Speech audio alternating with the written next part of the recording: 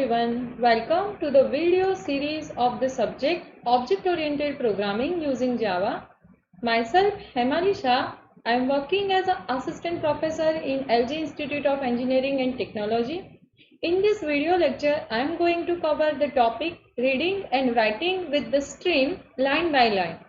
And this topic is a part of unit number 6, IO programming. So let's understand how to read any stream line by line. Till now we have done with the reading character by character or byte by byte. Now you have the facility to read some stream line by line. Say for the example, in some program, the program can be implemented very easily if we can read our stream line by line. In that case, you can use this classes that provides the facility to read any stream line by line. For that, reading line by line, the BufferedReader class is available, having the function that provides the facility to read any stream line by line. So let's take a tour of this BufferedReader class functions. Which functions you can use to read something line by line.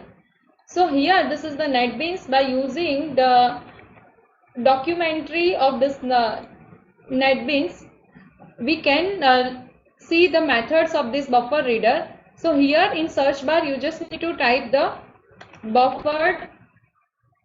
BufferedReader.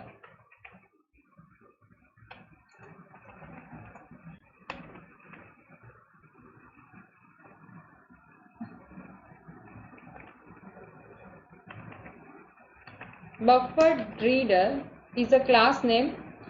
This is the class inside the java.io package. See the function list which is available in this BufferedReader. First of all, how many constructors are available? Here, when you want to create the object of this BufferedReader, you have to pass at least one reader instance from where you want to read the stream line by line. That instance that you have to pass to create the object of this BufferedReader. Now after getting the object of BufferedReader, you have the function readLine function. readLine function basically provides the facility to read your stream line by line. This readLine function, this is the readLine function. This returns string. The return type of this readLine function is string. That means you can get your stream line by line and that line will be written by this readLine function. Now when file ends, it basically returns the null. So when you will get the null value after invoking this function, there is an end of the file. There is no line available for the reading, right? So this is the termination condition that we will use in a while loop to stop the while loop when we read some files or stream line by line. So let's take an example. So here let's perform the example of file reader. Take one file and read the content of the file line by line and print each and every line from the file if that line contains some search word. Take one search word. If any file contains such a search word, then you should print that particular line by using this BufferedReader example. For that, so let's open this NetBeans. Here it's a NetBeans, and let's create a project. Java application read file line by line. This project I am going to create. Finish this project. Press the finish button. Now create a new Java class. File. I am giving a class name search word inline demo. This is the class name. Now how to perform this program? So first of all, you have to create one input file. You have to create the file input stream object or file reader object. because we want to read data from the file. For that, file reader and file input stream, two classes are available that provides the facility to read something from the file. So first of all, we have to create one input file, then create the object to read that input file, then convert your file reader or file input stream object into buffer reader object, so that you can use this readline function with the created object. So first of all, let's import this java.io.star package, this java.io.star. Then create the public static void main. For that, shortcut is psvm tab. Now inside this, first of all, create the input file name, or here we are giving the file path. Say for the example, in the same directory I am creating one empty file and I am taking this file name as a input.txt. This is my input file from which I will take the data, and the contents are available like this. Java is a language. It is OOP language. This is the content, and Java provides IO programming. Now, say for the example, this is my input file and I want to process this file and I want to print the line from this file which contains these Java keywords. That means when we create the program, the output I want as a first line and this third line. This first and third lines contains the keyword Java. So how you can process this file? You can process this file character by character. When you process this file character by character, you have to do some you have to provide some logic that converts your first convert your each and every character into string. Then and only then you can perform the string operation, and then and only then you can perform this program. But here this is a facility, you can read the file line by line. So we are using this utility function, readline function, and we are reading this file line by line, and we will get the whole string at the single read with the single read operation, right? So this is the file, right? So here this file is stored inside this src folder. So src, then file name is input.txt. Now first of all, you have to create the object of file reader to read this file fr from this file path. File reader fr equals to new file reader, and this just give the file path as a parameter to this constructor. Now convert this file reader object into buffer reader object. For that we are using this buffered reader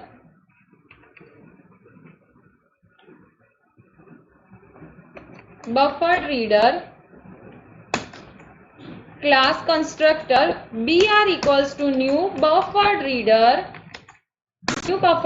and giving this reader from where you want to read something, that stream object I have to pass to create the object of this buffer reader. So here I want to read this file line by line. That's why I am passing the reference of this file reader object in the object of this br. So this br basically performs the read line operation with the instance passed with this constructor. So this in the constructor I am passing the file reader objects.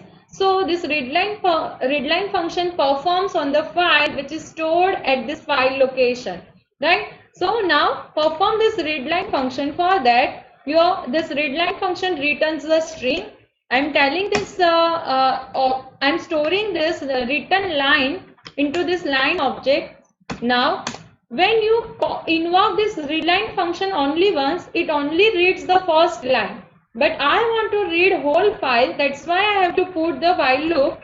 So inside the while loop, you just need to read the line and store this readed line into this line variable. So br.readline is a function, br.readline function that returns the string. Store this return string into line variable and then check if it is not null, then you have some line. So you just need to perform the operation. Let's first of all print this readed line. For that I'm just printing this line over here. Line is stored inside this line variable. Now let's perform this. We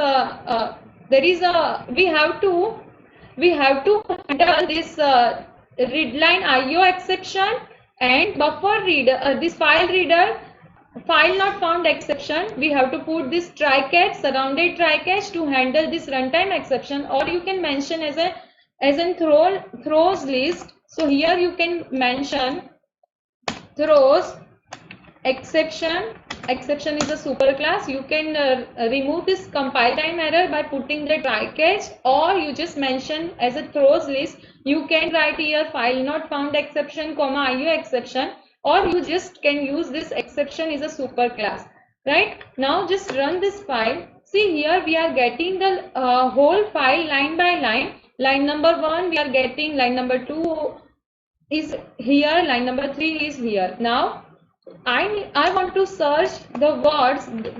If this line contains the word, then I only want to print that particular line that actually contains the search word. So first let's declare this search word string. Search word equals to the search word I want, the word that I want to search is Java, right? So here I am writing this Java is the search word.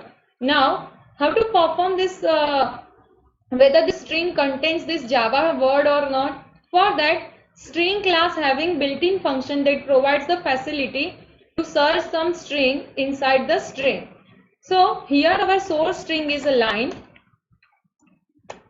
search string is a line, so use this line variable. So here this string having built-in function contains that checks the string which is available in the string or not. So I want to search the search word in the line.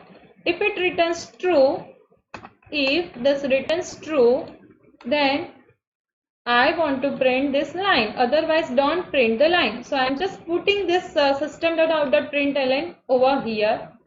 And after completion of this all the tasks, you should close all the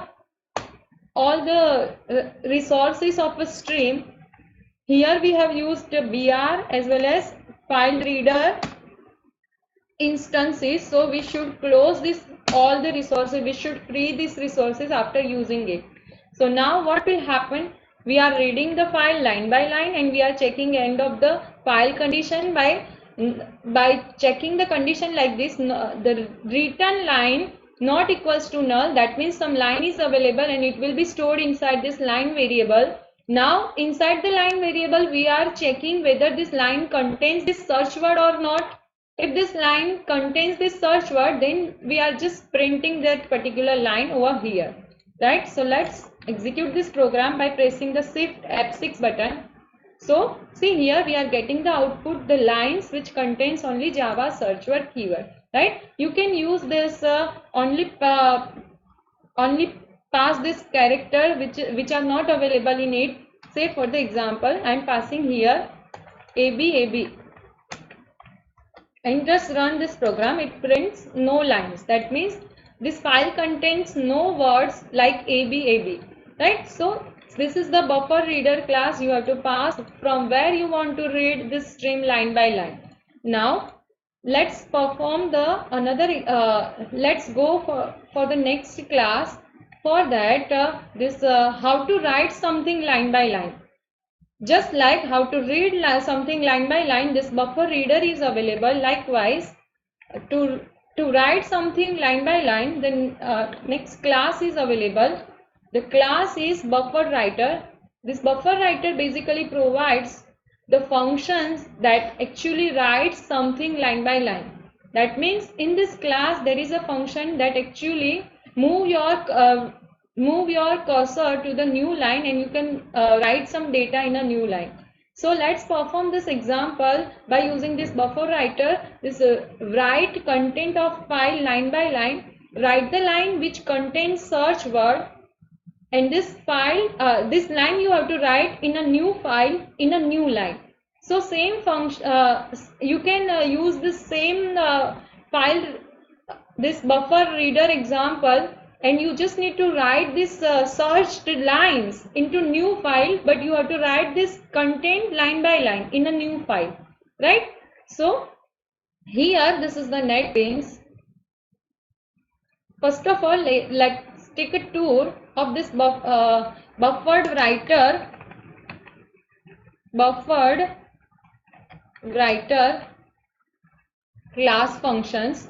See here, this is the function list of this buffered writer. The newly added functions are new line. This new line is a function which used to move your cursor into new line. So when you write something in a new line, you just need to invoke the function new line. This new line function is of a buffer writer. So to call this function, you must have the object of this buffer writer. So to create the object of this buffer writer, this constructor is available that accepts the object of the writer. So you must have the object of any writer class. Then you just need to convert your writer class into buffer writer, object of writer class into buffer writer class. Then and only then you can call this new line function. So let's perform this example. So I am adding in the same program. Now our goal is to write this line in a new file, but you have to write this line in a new line. But instead of console, we have to write this line in a new file. So for that, say for the example, I want to create the file to store this output. I am calling as a destination file name. Destination file name, I want to create this file in src folder as a output.txt. This file I want to create. Now to write something in a file, you must need the object of file writer or file output stream. So here we are doing this all the things with the text IO classes. That's why I am making the object of text IO classes, not using this binary IO classes. So here I am creating this object of to read this file. I am creating object of this file writer. So file writer equals to new file writer. File writer is basically used to write something in a file, and file path I am giving as a destination file name. So this is the file will be created by this file writer object. Now I want to write inside this file line by line. For that I need to convert this FW file writer object into buffered writer object. For that you can use the constructor of buffered writer BW equals to new buffered writer and just pass the object of writer from where you want to write line by line. So here FW is a reference object, right? Now instead of writing this line in a system.out.println, just write this line inside this buffer writer. For that the FW is an object of buffer writer, and just call the write function. This write function accept the string as a parameter. So I just want to write this line.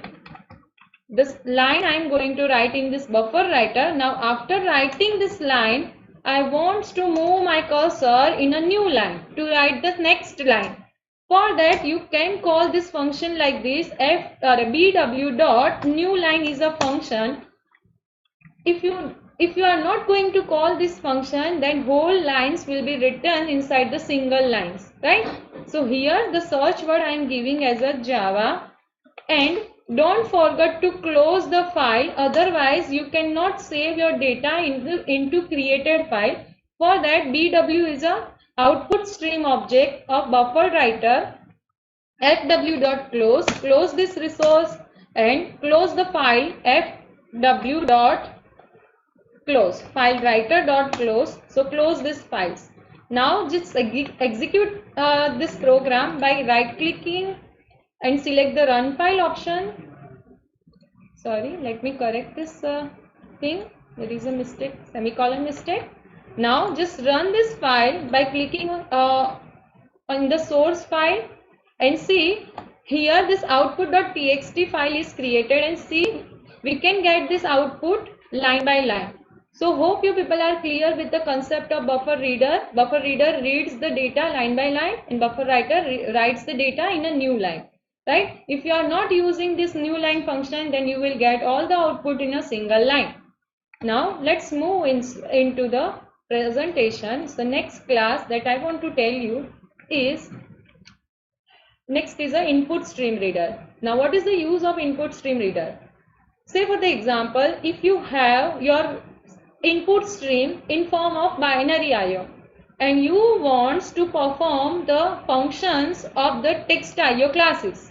For that you must have to convert your input stream objects into reader class objects. Then and only then you can perform this operation of text IO, the functions available in a text IO you can use.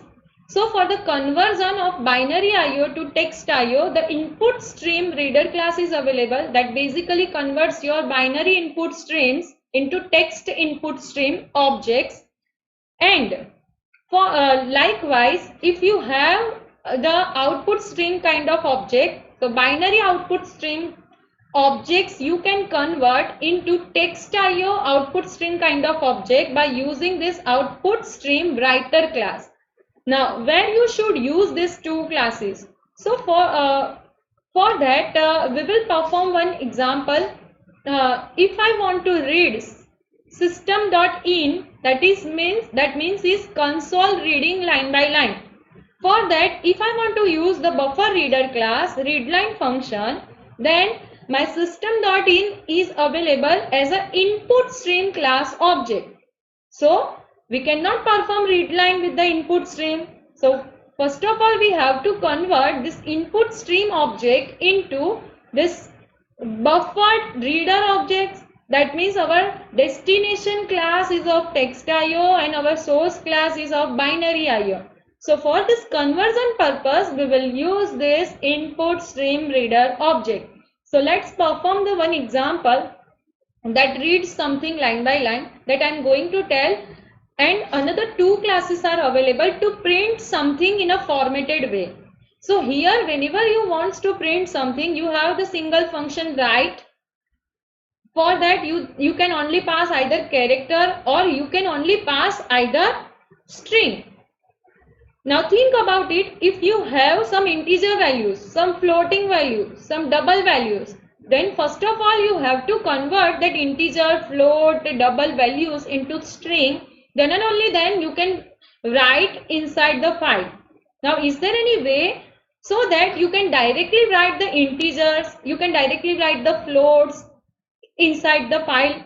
For that this PrintStream classes are available. This PrintStream classes having the function print functions that accept the parameter as an integer, float, double. So whatever you are passing, that automatically writes into your file. So you don't need the conversion like integer to string, float to string. So here this is a utility function to print something in a formatted way. So let's take a tour of this all the classes inside the NetBeans. See here, this is the NetBeans, and here you can search this InputStream Reader. This InputStreamReader having the constructor that accepts the parameter as an input stream, and it converts your input stream and returns the object of InputStreamReader. So now you will have the object of this reader class, and reader is a class of this text IO class, right? So you just need to pass the input binary IO class as a reference. It converts into text IO class object reference. See here, this is the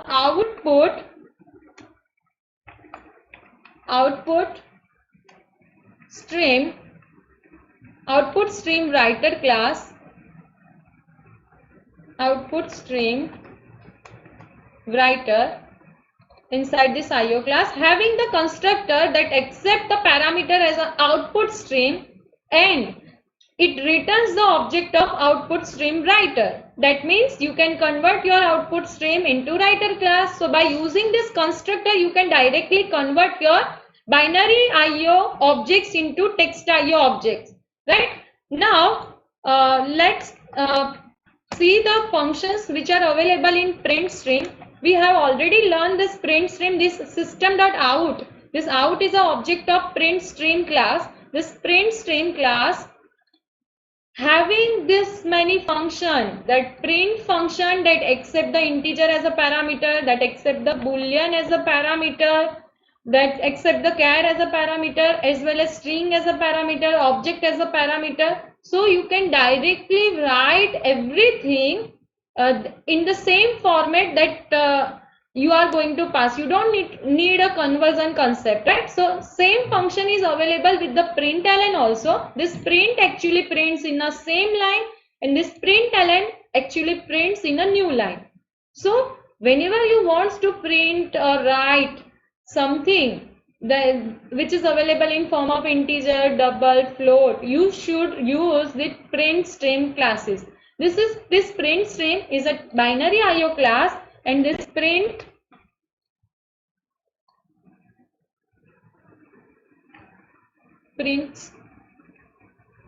writer, and this print writer is a text IO class having the same function, print function that accept the multiple data types like float, integer, and this println having again the overloaded function that accept the multiple data types, right? So this is the class of text IO, but both having the same functions, but one class is available in as a binary IO class, and one class is available as a text IO class, right? So now let's perform the example. This is the example that I want to perform. Read 10 lines from console, or read until exit is entered by the user. Print this all the entered lines on a console after reading this all the lines from the console. And the same thing you have to write inside the file also. So read the console line by line. That is the main aim of this practical. For that, I have to use the BufferedReader as well as InputStreamReader and system.in. The system.in is an object to read something from the console. So here this is the NetBeans. So let's perform this practical. For that, I am just creating only new Java class inside the current project. New Java class, read console line by line is my class name. Now just import java.io.start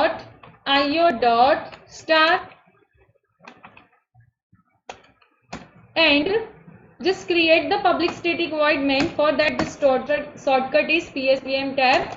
Now first of all, take the input stream object from where you want to read something. So I want to read from console. So console object is by default available with the system class. System.in is having the reference object to read something from the console. That I am going to store in a cin. Now I want to read this cin line by line. For that, I need the object of BufferedReader, because readline function is available only in this class. So this is the BufferedReader class, new BufferedReader. Now I have to pass the object of reader, but I don't have the object of reader. So what I should do? I am having the object of input stream and I want the object of reader. So is there any way to convert your input stream into reader? Yes, the class is available. Merge these two names, reader and input stream. This is the class available in Java that converts your input stream to reader, right? So InputStreamReader, create this object in equals to InputStreamReader INR I am going to write as an object name. New InputStreamReader. This class having the constructor that accept the input stream object reference. So here see in our input stream object reference, right? Now you have the object of reader class. INR is the object of reader class. So just convert your INR into buffer reader. So now you can perform the readLine function with this BR. So BR dot readLine. Now this readLine function actually returns the string. So store this return value into some string object. Say for the example here I am writing this line. For the line I am creating variable as a L. Now before printing this read line, you just put the S out that enter line. So by reading this particular message, user will enter something in a console. Now just print this entered line. You entered this line L, right? Now what will happen over here? This read line performs on a BR having reference of INR having reference of CIN, and CIN having the reference of system.in. So ultimately this read line function you are operating on the system.in. So it basically reads the line from the console. So here let me run this program by pressing the shift F6. Here there is a compile time error. You have to throw this mention as a throws list. So don't forget to mention as a throws list or just handle by using the try catch. So just press the shift F6 button. See here this prompt is available to enter the line over here. Hello, how are you? This I am entering from my console. Enter here, this is the console, right? And press the enter. See here your program prints this entered line over here. Now what is our goal of this program? You have to read this line 10 times or until exit is entered by the user, right? So here I am just putting here for loop. For loop I want to start from 0 to 10 and put these two lines. Put this readLine function over here, and you can put this inside the loop also, right? So when user gets the message enter line, user will enter that line and you can store this line into L. Now we have to print this all the lines together.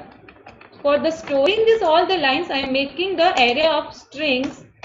Say for the example lines. These lines will store all the enter lines. So array will store this 10 lines. So here I am giving the size equals to 10 to this array.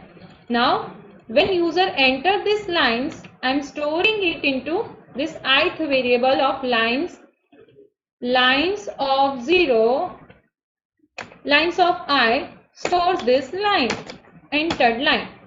Now what you have to do inside this, when user enters the line, you have to check whether this line is a exit, having the content exit. Then you have to break the loop and you have to stop the reading. So for that I am just making here if this L dot equals is a function that checks the content inside the string. Exit I wants to check as a content. If this line content is exit, then I just need to call the break. Break actually breaks this loop, right?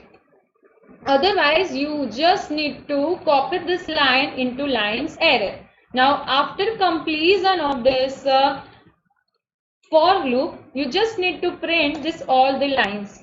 For that the for each loop is available. So you can use this for each loop for the string array, and you just need to check before printing it if this line dot length lines not equals to null, and indent line dot length not equals to 0, then you just need to print this line, right? So before printing it, you have to check this thing as out. You just need to print the line. Line is stored inside this line variable. Line is a loop variable. This for each loop variable name is line. So this line actually stores this entered lines. So this is the logic that you have to use over here. Let me format this code first. This is the for each loop, and we just need to call this function over here, right? So if this becomes true, then and only then print the line. Now you have to close this all the input stream objects. For that, I'm just closing this br.close. Now just run this file. Then enter your data. Hello. I'm entering another data. How are you? This is the second data. Now I'm entering exit. See here, it show me is the only 2 lines. If you are not entering the exit, then it takes 10 inputs from the user. So such that you can take the input from the user. Now what is the use of this input stream? It just convert your binary IO into text IO, such that this OutputStream Writer is also available that converts your binary stream to this binary stream to text IO stream. Right now, if I want to write these lines into file, so for that PrintWriter class is also available. So you can create this PrintWriter PW equals to new PrintWriter and just give the file name over here where you want to write this data. So here this constructor is available that accepts the parameter as a string. It automatically creates the file in src folder. I am writing here output. The file name I am giving the name as a output2.txt, right?